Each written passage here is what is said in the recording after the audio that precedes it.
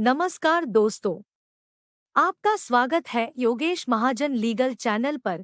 योगेश महाजन legal channel पर हम आपको प्रस्तुत करेंगे नवीनतम सुप्रीम कोर्ट के फैसलों और विभिन्न अन्य न्यायालयों के फैसलों पर और विधि ज्ञान को प्रसारित करने का प्रयास करेंगे। इस चैनल पर हम न्यायिक फैसलों के महत्व को समझाने और विधि समझौतों की युक्तियों को समझाने का प्रयास करते हैं।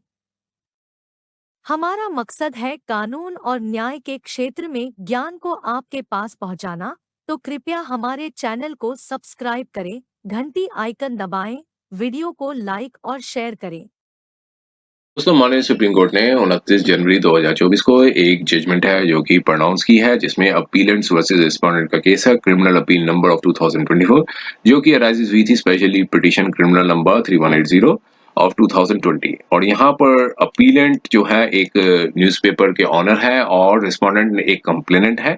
रिस्पोंडेंट ने एक कंप्लेंट थी वो दाखिल की थी अपीलेंट के अगेंस्ट में 500 इंडियन पिनल कोड के अंदर मजिस्ट्रेट कोर्ट में, क्योंकि उन्होंने अपीलेंट ने एक आर्टिकल था वो पब्लिश किया था अपने न्यूज़पेपर पे। वो उनकी जो स्टेटमेंट उनको आर्टिकल जो था वो लगा कि ये डिफेमेटरी है और उनकी रेपुटेशन जो है पब्लिक में काफी हनन हुई है। और उसके बाद लेकिन कंप्लेंट दाखिल की थी मजिस्ट्रेट कोर्ट ने जो कंप्लेंट थी वो रिजेक्ट कर दी थी।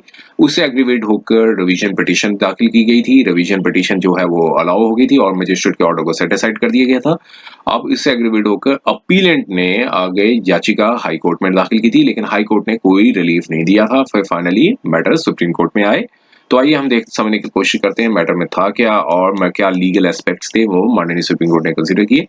देखिए, अपील थी वो अक्यूज्ड अपीलेंट की द्वारा डाली गई थी। उसमें बताया गया था कि वो एक प्रोसिक्यूशन जो है वो फेस कर रहे हैं इंडियन पिनल कोड के 400-500 इंडियन पिनल कोड में, जो कि पनिशमेंट फॉर द डिफेमेशन है। और रिस्पोंडेंट कंप्लेंट ने एक जुडिशियल मजिस्ट्रेट की फर्स्ट क्लास की कोर्ट में डाली थी कंप्लेंट एक एलिगेशन पे आधार पे थी कि वो एक रजिस्टर्ड ऑनर है न्यूज़पेपर के। उन्होंने एक उनका रजिस्टर्ड ऑफिस भी है होशंगाबाद में, और उन्होंने एक न्यूज़पेपर आर्टिकल को पब्लिश करने के लिए स्वीकृति दी थी। और 24 फरवरी 2013 में एक आर्टिकल था। अब यहाँ सब्जेक्ट मैटर कंप्लेंट का ये था कि अपीलेंट ने इस आर्टिकल को अपने न्यूज़पेपर में पब्लिश होने दिया बिना किसी ट्रू फैक्ट्स को जाने हुए।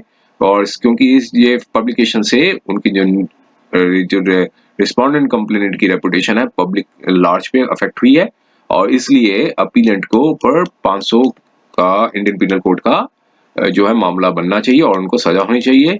अब मजिस्ट्रेट ने एवेयरमेंट्स और कंप्लेंट्स को देखने के बाद सेक्शन 200 सीआरपीसी के तहत कंप्लेंट को रिजेक्ट कर दिया और ऑर्डर आया 12 जून 2017 का। अब रिस्पोंडेंट कंप्लेनेंट ने रिवीजन पिटीशन डाली जो कि अलाउ कर दी गई सेशन कोर्ट द्वारा, और मजिस्ट्रेट के ऑर्डर को रिवर्स कर दिया। अब अक्यूज्ड अपीलेंट ने जो एमआरसीआरसी पिटीशन डाली high court of Madhya Pradesh में, जो कि डिसमिस हो गई। ऑर्डर आया था 29 जनवरी 2020 का। और इसके बाद यहाँ पर अपील फाइल की। अब यहाँ पे बताया कि कंप्लेनेंट रिस्पोंडेंट की साइड से कोई अपेयर नहीं हुआ, नोटिस ऑफ सर्विस और नोटिस भी भेज दिया गया था। अब सबमिशंस ये आई कि अब कोर्ट ने सबमिशंस को भी देखा और मटेरियल्स जो था रिकॉर्ड में जो प्लेस किया गया था हाई कोर्ट के समक्ष भी वो सारा, और नीचे की कोर्ट में जो डाला गया था उसको भी देखा। अब यहाँ पर ये बताया कि जो मटेरियल अवेलेबल है, कोर्ट ने पाया कि जो 12 जून 2017 का जो मजिस्ट्रेट का जो ऑर्डर था वो कंप्लेंट जो रिजेक्ट की गई थी रेस्पोंडेंट कंप्लेंट की, वो एक वेल रीजन्ड ऑर्डर है। अब यहाँ पर कोर्ट ने कहा कि जो मजिस्ट्रेट ने जो ऑर्डर था उसमें रेफर किया था fundamental rights of speech and expression, जो कि अपीलेंट को मिले हुए हैं आर्टिकल 19 सब पार्ट 1 सब पार्ट ए के तहत, जो भारत के संविधान ने दिए हैं। और कोर्ट ने कहा कि जो पब्लिकेशन थी वो उसमें कोई इंटरफेरेंस की जरूरत नहीं थी, कोई उसके बेसिस पे प्रोसिक्यूशन की को बीच में हस्तक्षेप नहीं करना चाहिए था। कोर्ट ने कहा कि हमारा ये व्यू है कि जो न्यूज आर्टिकल था वो एक गुड फेथ में पब्लिश की गई थी, और जो पिटिशनर ने जो अपीलेंट हैं उन्होंने अपने fundamental rights of freedom of speech and expression जो है वो एक्सरसाइज किए थे, जो कि जो संविधान जो है वो देता है आर्टिकल 19 सब पार्ट 1 सब पार्ट ए, भारत का संविधान जो कि उनको देता है।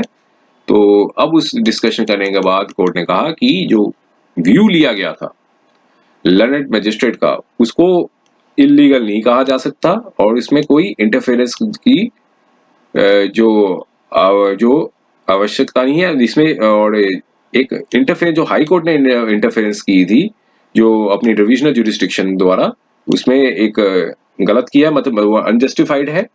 तो इसलिए जो ऑर्डर है पास किया गया है लर्नड एडिशनल सेशन जज द्वारा और 29 जनवरी 2020 का, जो कि हाई कोर्ट ने भी जो फाइल किया, मतलब जो हाई कोर्ट ने भी पास किया था।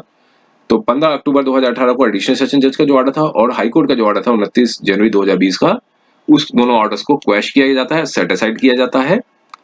और जो भी प्रोसीडिंग्स थी, ऑल प्रोसीडिंग्स, सारी प्रोसीडिंग्स हैं जो अपील एंड अक्यूज्ड की अगेंस्ट में है, जो कंप्लेंट फाइल की गई थी रिस्पोंडेंट कंप्लेनेंट द्वारा under section 500 Indian penal code के अंदर, उसको क्वैश किया जाता है। इसलिए अपील को अकॉर्डिंगली अलाउ कर दिया और जो भी पेंडिंग एप्लीकेशंस थी उसको भी कहा कि उसे डिस्पोज किया जाता है। और ये जजमेंट आई थी 29 जनवरी 2024 को। उम्मीद है कि यह वीडियो आपको पसंद आया होगा। अगर आपने अभी तक हमारे चैनल को सब्सक्राइब नहीं किया है, तो कृपया इसे सब्सक्राइब कर ले और बेल आइकन दबाकर नोटिफिकेशन प्राप्त करें ताकि आप हमारे नए वीडियो से अपडेट रह सकें। अगर आपको यह वीडियो पसंद आया हो तो कृपया लाइक करें और अपने दोस्तों के साथ शेयर करें। हमारे चैनल पर आपको न्यायिक मुद्दों, कानूनी सलाह और कानूनी अपडेट्स के बारे में नवाचारिक और महत्वपूर्ण जानकारी मिलेगी।